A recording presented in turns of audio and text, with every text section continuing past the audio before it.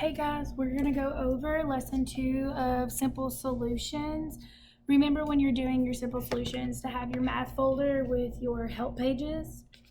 Let's go ahead and start. So number 1, identify the pattern by stating the rule. So we go from 16, 32, 48, 64, 80. So I notice that I'm going up in my numbers. I'm not getting smaller. So from going to 16 to 32. So let's see, how much does it take me to get from 16 to 32? So I know from 16 to 20 is 4, 20 to 32 would be 12, 12 and 4 would be 16, so I added 16 there. If I add 16 to 32, if you don't know that right offhand, you can just write it down. 2 and 6 make 8, 3 and 1 make 4. That checks out. So let's add 16 to 48 and see if that gets me to 64. You need to check all of them because it could change. Adding 16 may not work with the end numbers. So 48 and 16, 8 and 6 is 14. 1, 4, and 1 make 6. That checks out. Let's add 16 to 64 and see if that gets me to 80. 4 and 6 make 10. 1, 6, and 1 make 8. Checks out. So identify the pattern by stating the rule. So our rule was adding 16. Very good. Number 2, find all the factor pairs for 24. So all of the pairs that will make 24. So what that means is we will start with 24. And we have to think of all of the numbers that will multiply together. So the first obvious one would be 24 times 1 equals 24. So we started with 1, let's go to 2. Does 2 times anything get to 24? Well, we know that 24 ends in 4, which is an even number. So yes, that is a rule that if a number ends in 0, 2, 4, 6, or 8, then it would be divisible by 2. And so 2 times what gets me to 24? That would be 12. So 2 and 12. I've done 1, I've done 2. 3 times anything. If you're unsure, you can always skip count and see if you land on that. So let's do 3, 6, 9, 12, 15, 18, 21, 24. Bingo. So how many times did I have to skip count to get there? There's 1, 2, 3, 4, 5, 6, 7, 8. So 8 times 3. All right, so we've done 1, 2, and 3. Can I skip count by 4s to get to 24? So 4, 8, 12, 16, 20, 24. I can. How many times did it take me? 1, 2, 3, 4, 5, 6. So we know 6 times 4 equals 24. Can I multiply by 5s? So 5, 10, 15, 20, 25, no. 6 we've already done. 7 wouldn't work. I've already done 8 times 3. So these are all of the pairs that it would take for me to multiply together to get to 24. All right, number 3, because all squares are rectangles, anything true for rectangles is true for squares. All rectangles have 4 sides and 4 right angles. Circle the square. Cross out the polygon that is not a rectangle. So a rectangle has 4 sides, 1, 2, 3, 4, and 4 right angles. To show that something is a right angle, you basically make a little box in the corner. So that is it. So it tells me to circle the square. Well, that's not a square because for a square to be a square, all 4 sides have to be equal. That's not equal. That is actually a rectangle. So I'm going to put a little R in there so I know. This has right angles. All 4 equal sides, so there's your square. Okay, and then let's do this one right here. It has all right angles, which basically makes that perfect L shape, but all 4 sides are not equal, so not a square, but a rectangle. Here, that is a right angle. That is a right angle, but these two are not. So it tells me to cross out the polygon that is not an angle, or not a rectangle. That's a rectangle. That is a rectangle. This is not a rectangle, so I would X it out. All right, let's go ahead and do number 4. Complete the fraction model to solve 5 times 9 twelfths. So they gave me 5 of these twelfths. So each of these wholes, so a whole are each of these. So this was a whole piece. They divided it into 12 equal pieces to show twelfths. So they actually gave me 5 of these because I'm multiplying by that 5. But I need 5 of the 9 twelfths. So if I was going to show 9 twelfths, I would only color in 9 in each. So I would color in this one. There's 1, 2, 3, 4, 5, 6, 7, 8, and 9. So that leaves 1, 2, 3 open on that one. I'm going to do that for each of them. So this whole side is 6. There's 7, 8, and 9. You've got to be very careful because they are small. I would color this whole side because that is 6 of the 12. And then I would do 7, 8, and 9. I would do this whole side because that is 6 twelfths. And that would be 7, 8, 9 twelfths. Mine is not perfect, but I still am trying to be very careful to not color in those 3 twelfths. Color in this whole side because that makes 6 twelfths, 7, 8, 9 twelfths. Just like that. All right, so I have colored 5 of these that show 9 twelfths. So this shows 9 twelfths colored, 9 twelfths colored, 9 twelfths colored, 9 twelfths colored, 9 twelfths colored. So now we have to figure out, well, how many of them did I color? Ooh, that's a lot. So I know there are 9 here colored, 9 twelfths here, 9 twelfths here, 9 twelfths here. They're all 12ths. Their size did not change. So what is 9 5 times? So what is 9 times 5?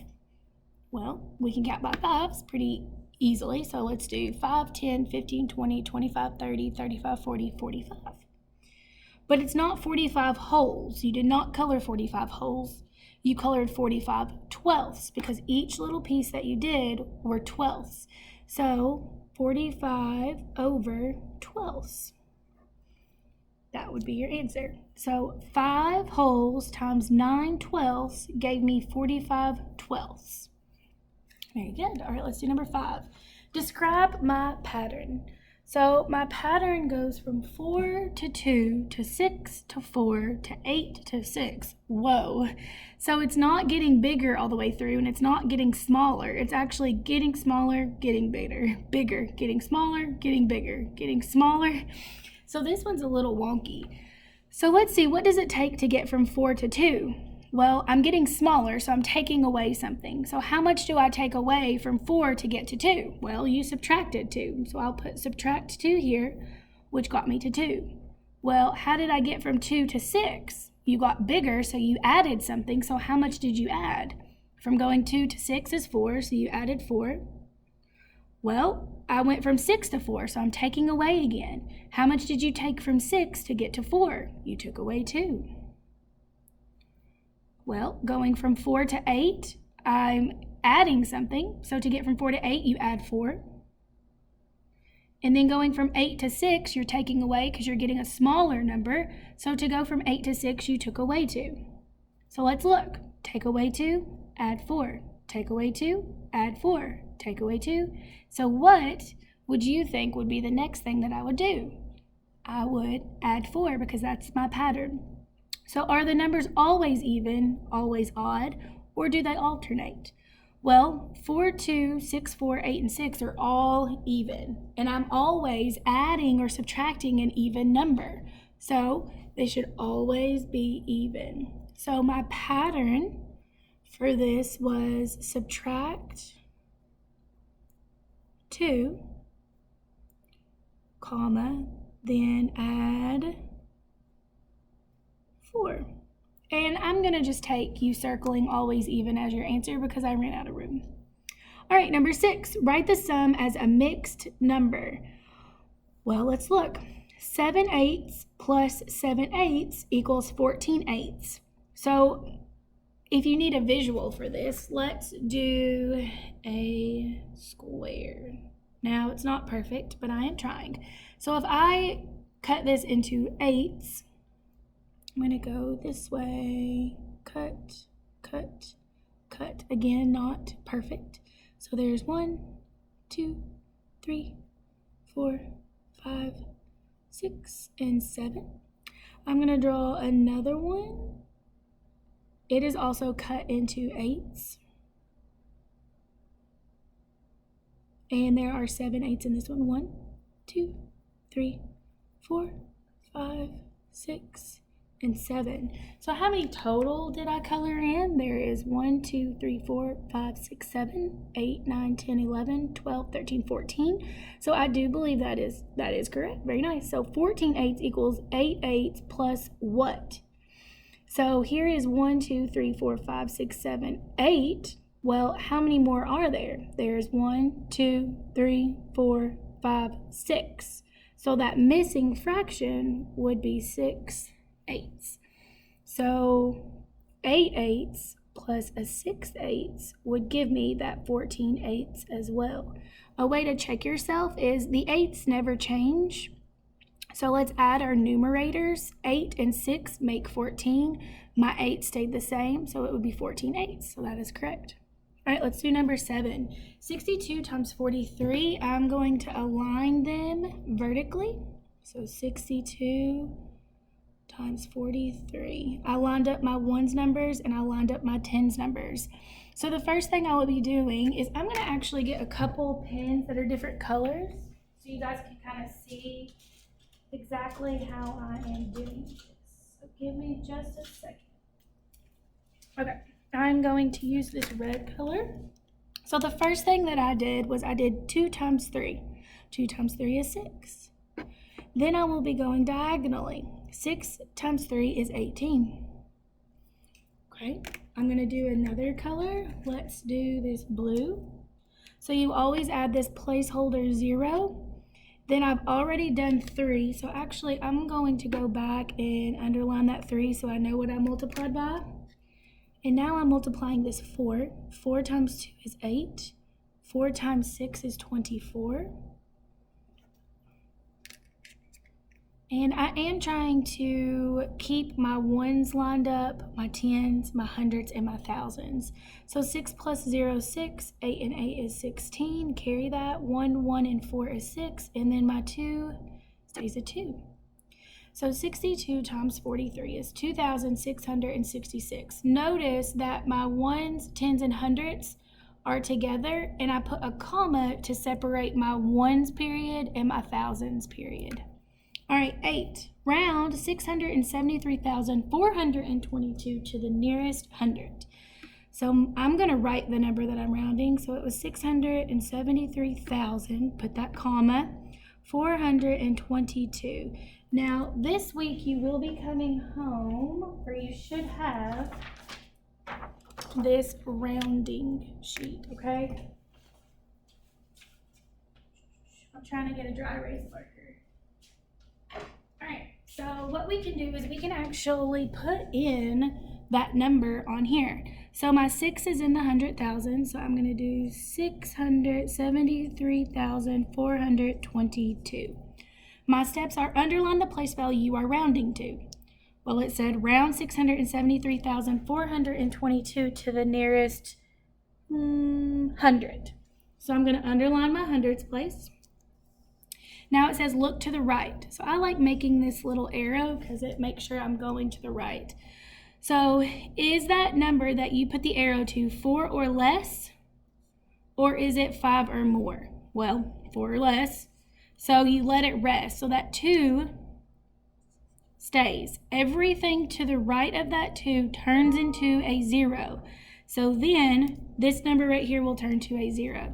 So now it will be known as 673,420.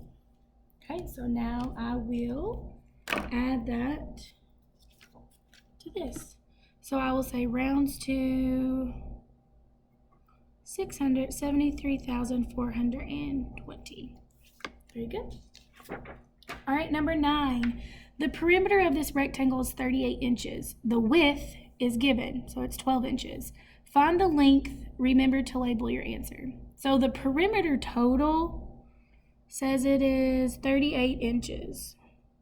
Now, perimeter is just the rim, is what I like. So when you look at the word perimeter, it has that word rim in there. So if you're thinking of the rim of a glass, it's only the outside piece, or the rim of a box, it's only the outside piece. So perimeter is adding all the outside pieces.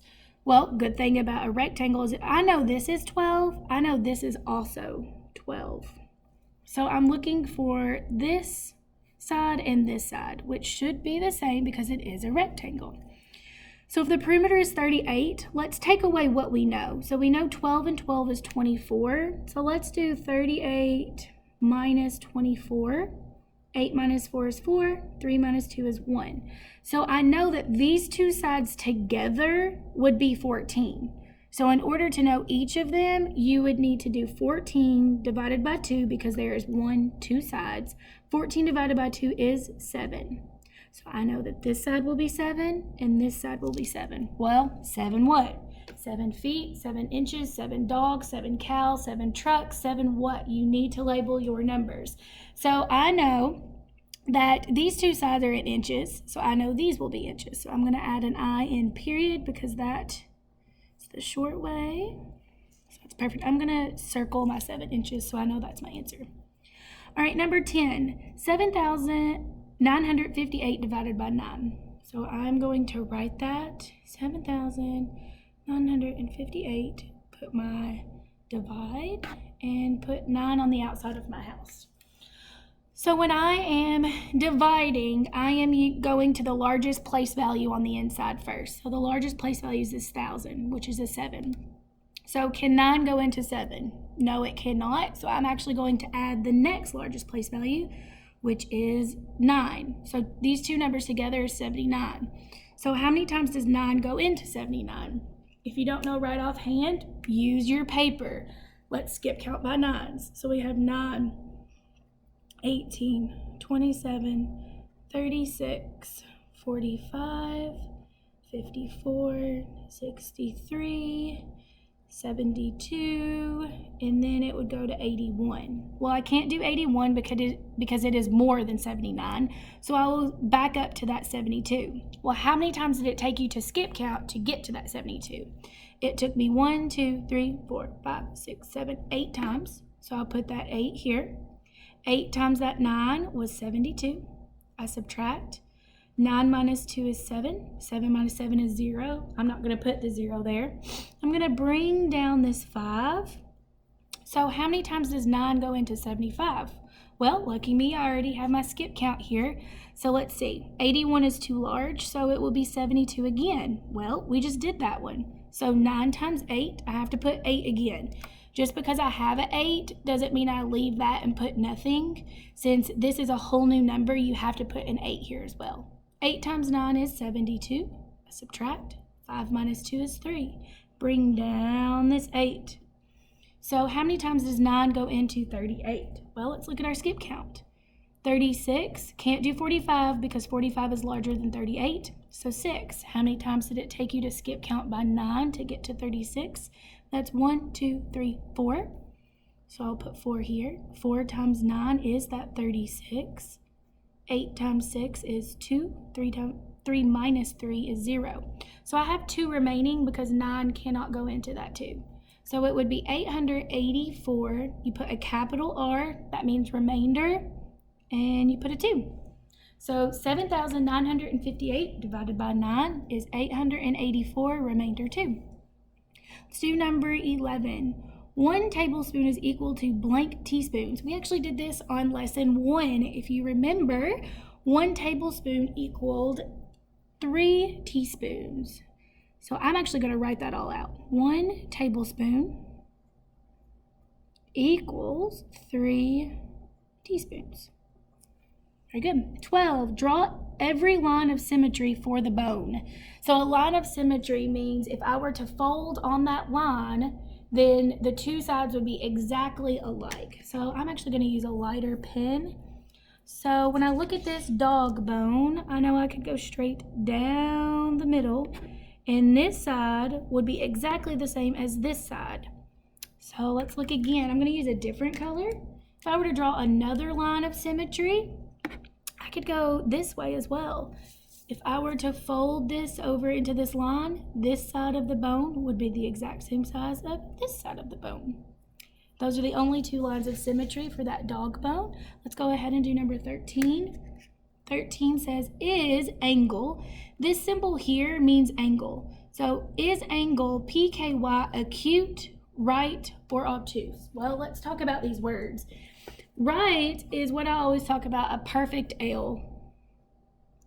So this is 90 degrees. And remember, you can put that little box there that lets me know this is a 90-degree angle. Okay, draw little arrows on the ends. Now, if something is inside of that, smaller than 90 degrees, so I'm going to put smaller than 90 degrees, this is acute. I'm going to write the word right on this one. Then if something is bigger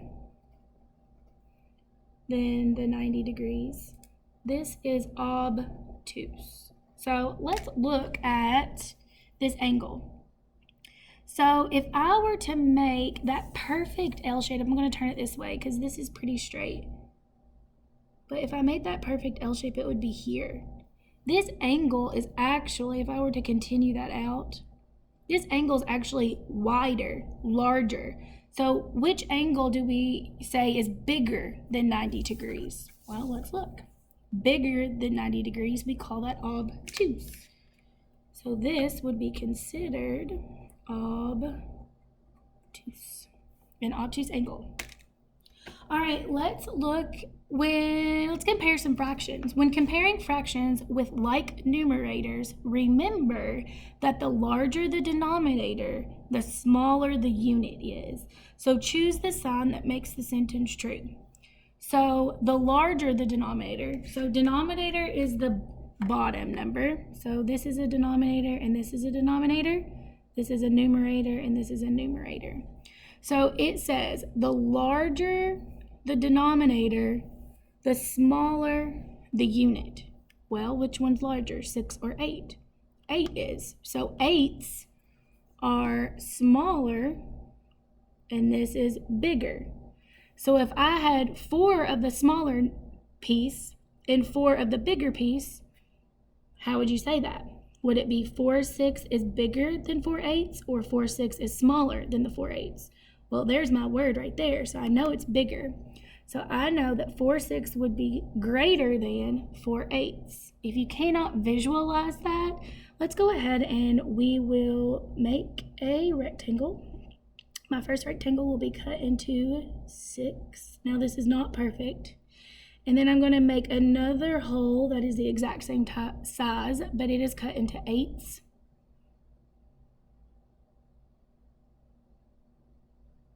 Now I'm going to color in with a different color. Let's use this purple. So this will show 4 6 and my bottom will be 4 8s. So this is 1, 2, 3, 4, and this would be 1, 2, 3, 4. So we said 4 6 is greater than 4 8s. So let's look at that. Is 4 6 greater than 4 8s? It is. So this is right. If you have to draw something out like that, the only thing you have to make sure you do is that when you draw them, your holes have to be the same. If your holes are not the same, you cannot compare those two things. All right, let's go ahead to 15. 10 tens equals 100. So 10 times 10 is 100. 10 hundredths equals what? So what is 10 times 100?